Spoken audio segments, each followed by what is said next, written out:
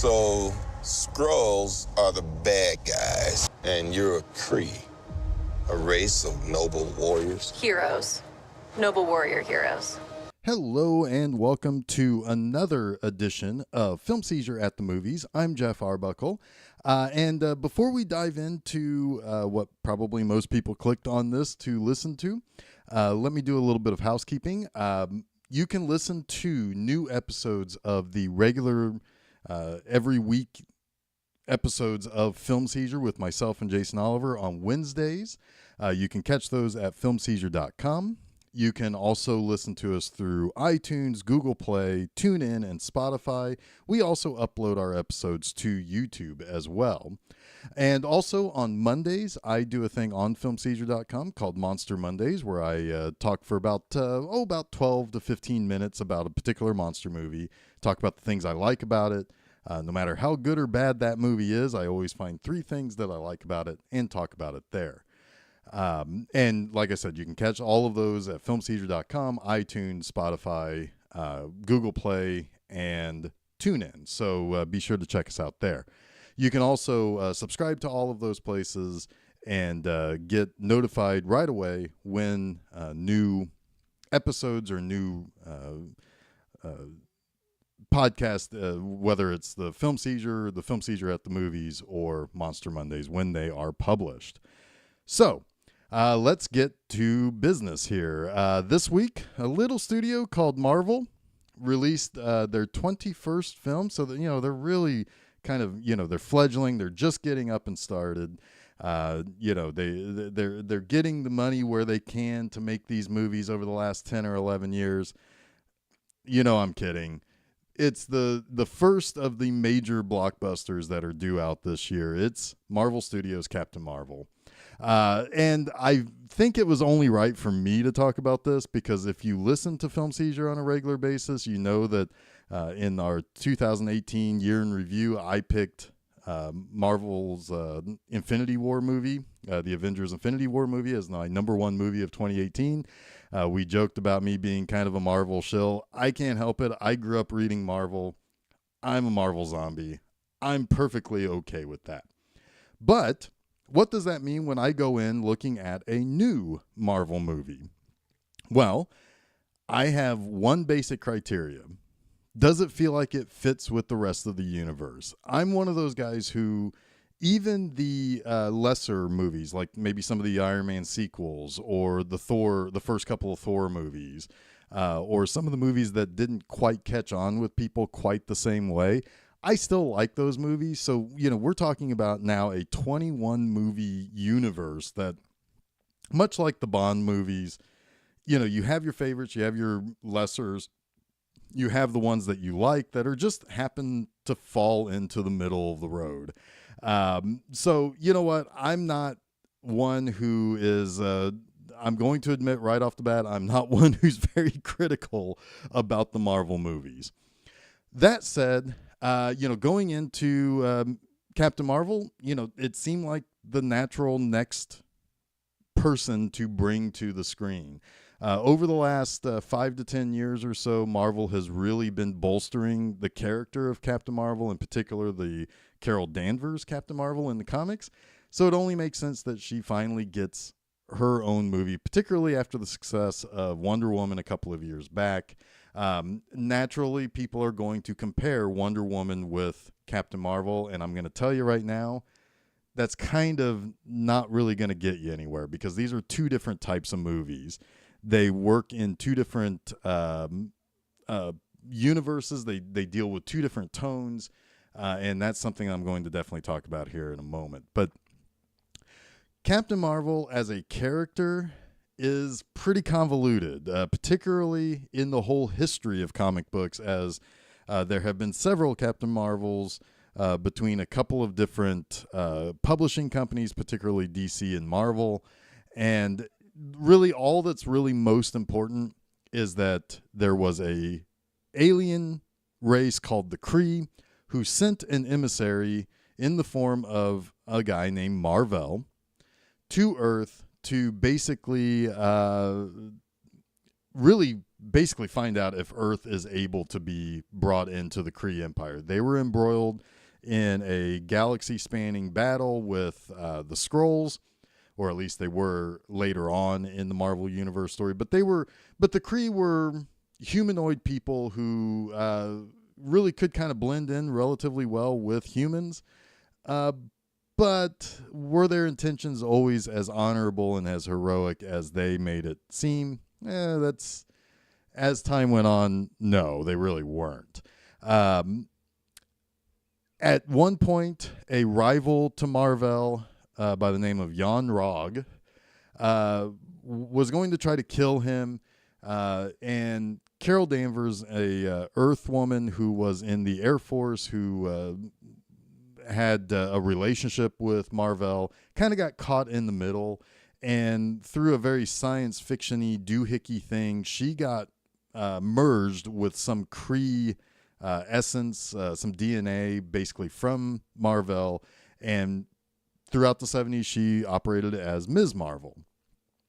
Later in the 80s, she would take on other names like Warbird, Binary, as her powers kind of manifested in different ways, and as Marvel was trying different things with her, they tried different aliases for her and so forth.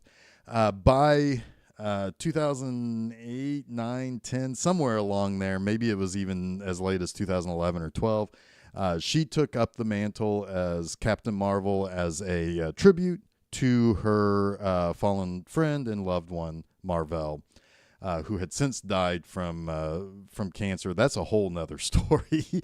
But that basically leads us to where we are today with Carol Danvers making her big screen debut with Captain Marvel. I will say one thing that might be a little bit of a critique here, one thing that I struggled with in the first 10 to 20 minutes of the movie, but it plays itself out really well and actually ultimately becomes something I like quite a bit, but it's something I do like to warn people of if they're going into the movie. The first 15 or 20 minutes are very disjointed. It's you're kind of shown flashes of a past life. You're shown her dealing with her fragmented memories. She kind of got picked up by the Kree 6 years ago, and trying to understand who she is, where she fits into things, what she's seeing, what she's trying to deal with in her own brain. You're kind of thrown into that in the first, what I would say the first reel of the movie, the first 15, 20 minutes or so. Ultimately, that starts to settle down as you kind of get your footing once she lands on Earth, and you begin kind of puzzling through those disjointed memories of her former life. You're kind of in it with Carol at that point, and you kind of begin to understand what she's dealing with. So it might be tough for some people to find their footing in the first bit of the movie, in the first act, I guess. But it does settle down as she kind of starts working with Nick Fury. She starts understanding what her past was, what her place is in the Kree military, and so on and so forth. It really starts to settle itself into a coherent and actually pretty fun movie. So with that out of the way, I do want to talk a little bit about the stuff that I really liked about this movie. First, it's got a pretty good 90s soundtrack, but it has an entire 90s aesthetic. This movie takes place in 1995, which has the opportunity to do a couple of things. It also helps to kind of set the tone of what the Marvel Universe looked like some 25 years ago. Captain America kind of set up the beginning of the Marvel Universe back in World War II. This is now kind of the in-between phase where there's a lot of stuff we don't know about. And it'd be kind of interesting to see where they take that down the line, particularly as we get closer and closer to possibly Marvel consolidating all of their properties under the Disney banner, since Fox sold their entertainment properties to Disney. So it'll be interesting to see how they might be able to fill in some of that other timeline. But this kind of shows you a young Nick Fury who at this time is just a kind of a peon agent of S.H.I.E.L.D. He's mostly a desk guy, as we see at the end of the movie. When he first shows his ID, he shows as a level 3 operative, which I think S.H.I.E.L.D. has up to level 10. So he's a pretty low on the totem pole guy. Agent Coulson's there. He is, I think, a rookie. I think they make reference to, at least. He's just been assigned as Nick Fury's partner. So he's green. He's not as sure of himself as he is later, particularly in the Agents of S.H.I.E.L.D. TV series that you saw him after the Avengers movie came out. So, you get some of that idea of what the Marvel Universe kind of looked like. This movie, like I said, has that 90s aesthetic. It doesn't just hit you over the head with a lot of references. It does do that to help keep you in mind of this is the 90s, but it does, it begins to show itself as being lit, shot, and kind of constructed like a 90s action-y sci-fi type of movie. If there were really good comic book movies in the 90s, which for the most part there really weren't, they would have looked like this. So Marvel is really good at setting that tone, much as they did with like the Guardians of the Galaxy, that has a very 70s kind of aesthetic to it, because that's the only thing that Star-Lord really can hold on to, was the stuff that his mother would tell him about, or the music she shared with him. This kind of follows that same idea. It doesn't quite lean all the way into the comedy that Guardians of the Galaxy does, but it does have a very light tone to it, while still having an underbelly that is that's very impactful to the Marvel Universe and has a lot of weight that it carries with it, even though on the surface it's a pretty light movie. The characters are extremely likable in this movie. I know there's a lot of crap out there about Brie Larson and all of the stuff. If you pay any attention to the social element of all of that, it's whatever. It's not something I even like to even think too much about. The fact that I even brought it up here, I'm kind of disappointed in myself. She's extremely likable as Carol. She has an attitude that you would expect from somebody who was raised always being told that she's not good enough compared to her brothers. She, is always fighting for her place in the Air Force, and with, and having the jockey with other kind of alpha male type of characters. They don't really push that social element too much, but you get the impression that, she has to kind of have this bravado about her to fit in almost anywhere. Even with the Kree, she does not seem as tough and as capable as some of the, natural Kree lady soldiers that kind of hang out with Jude Law's group.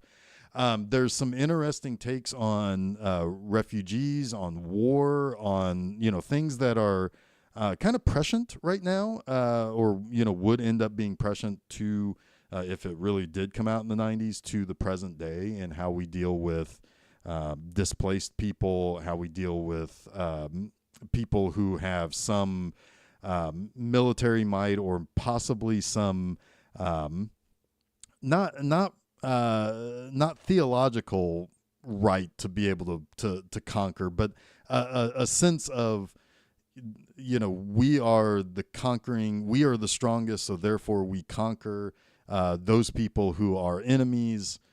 This is what they look like, and this is how they will tear you apart from the inside. There's a lot of subtext there about those types of things, and it's really an interesting way that they kind of sprinkle that into a movie that has a pretty light tone. Also, you have Goose the cat, who is this orange tabby cat that showed up in the trailers, that becomes friends with Nick Fury. Goose is just an awesome little character, an awesome little fun thing to add to the movie. it's nice to see a cat be kind of treated this way and kind of given this this kind of heroic persona, if you will. Just because most of the time you see that reserved for dogs and stuff like that. So as a cat person, I really appreciated that. But you've got a pretty solid 90s buddy action flick with Carol and Nick, trying to help her figure out what she is, what her life on Earth was, why she was taken by the Kree and given the powers that she has. It's a really pretty good, fun little action movie. And if you're a fan of movies, particularly action movies made in the 90s, I think you'll pick up on that kind of aesthetic that I talked about here in this movie. There are some really important things that always get asked about when it comes to Marvel movies. The very first thing is prepare for a little bit of a tearjerker at the very beginning of the movie. Usually you see the Marvel logo and it's the different Marvel characters and so on and so forth.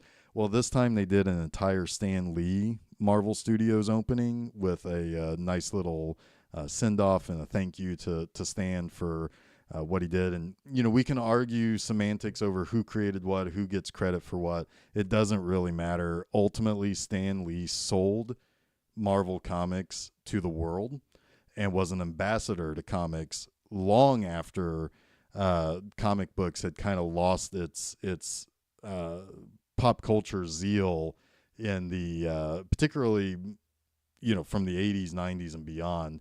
He was always an ambassador for comics, and without him the Marvel universe wouldn't exist as it does today, and it certainly wouldn't exist on the big screen.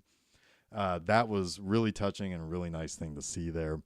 The one thing that people always will ask about, what about those mid and post-credit scenes? You definitely want to see the mid-credit scene that ties directly into the big bad boy that's coming in just 6 weeks, Avengers Endgame. You'll definitely want to check that out to see how Captain Marvel fits into the future of the Marvel Universe in the next Avengers movie. Then there's a little coda, much like how Ant-Man kind of followed the same thing. The mid-credit scene tied into what's going on in the present-day Marvel Universe. There's a coda at the end that's just kind of a fun little extra kind of punctuation on this movie, if you will. So definitely, it's definitely worth sitting around through the entire credits. Plan your bathroom breaks accordingly because you don't want to miss any of that stuff that comes after the movie. But overall, being a fan of all 21 movies now, including this one, where does this fall? I don't know. When I first saw Black Panther, the first viewing, I knew that there was something important there. I certainly understood the social importance being in a theater that was at the very least 40% African American. And seeing their reaction to it, I knew that there was something there. I needed to see it a couple of more times to really kind of understand how special the whole thing was, not just on the social level, but what the movie really was like. And still, I'm going to still have my top tier favorite Marvel movies, and I'm going to have Marvel movies that I don't like quite as much, but still enjoy. This, I would say, just from instant first impressions, this is a solid right in the middle. And saying a middle of the road Marvel movie is still like saying this is still going to be probably something that I will at the very least still mention as we do our 2019 year in review a year from now. So it's still going to be something that's going to weigh heavy on my mind and something I'm still going to like to revisit and watch multiple times over. So even saying that it's a middle of the road Marvel movie, at least upon first viewing, that's not a slight on this movie at all. This movie knows what it wants to be. It knows what it wants to say. And I think it does it really, really well without retconning anything or changing anything that we know about the beginnings of the Marvel Universe. Again, Marvel Studios knows what they're doing, and I definitely recommend this. So with that, I'm going to bring to close this episode or this outing of Film Seizure at the Movies. We probably will be doing this again in a couple of weeks with us. Either Jason or I, or maybe both of us, might talk about that one. Then in April, I mean, there's stuff like Pet Sematary and Shazam coming out that I'm sure we'll want to discuss. I know that in 6 weeks I will be doing an episode about Avengers Endgame, because there's no way I'm not going to want to talk about that. So look for that on the horizon. Other than that, you know that every Monday we have Monster Mondays. Every Wednesday we have Film Seizure episodes. You can catch those on filmseizure.com and all of those other places that I mentioned before: iTunes, Google Play, TuneIn, and Spotify. You can subscribe to us there. We also post everything. We upload everything to SoundCloud. You can subscribe to us there as well. And then you can be notified whenever something new comes out. But until the next time, I'm Geoff Arbuckle. I look forward to talking about another movie soon, and hope you enjoy Captain Marvel, and have a good one. I keep having these memories. Something in my past is the key to all of this.